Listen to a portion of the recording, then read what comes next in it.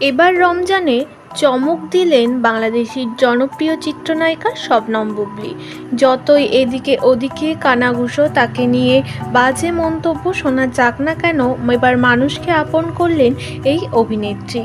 হ্যাঁ বন্ধুরা, এবার রমজানের ইফতারের সবাইকে খাবার দিলেন এই অভিনেত্রী। শবনম বুবলীর এমন আতিথেয়তা দেখে তাকে প্রশ্ন করে, ম্যাডাম এটি করে আপনি কতটা খুশি হচ্ছেন? উত্তরে নায়িকা বলেছেন যে সবাই আমার সিনেমা দেখে আজ আমি এখানে, মানুষের জন্য আজ আমি শবনম বুবলী হতে পেরেছি।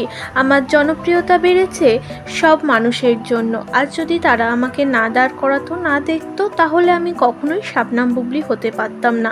অভিনেত্রী বলেন, আমরা সারাদিন রোজা রাখার পর যেমন ভালো ভালো খাই, অনেক ফ্যামিলি আছে যারা সারাদিন আল্লাহর কাছে রোজা রাখার পর ভালো ভালো খেতে পারে না আর্থিক কারণে। আমি তাদের জন্যই আজকের এই বন্দোবস্ত করেছি।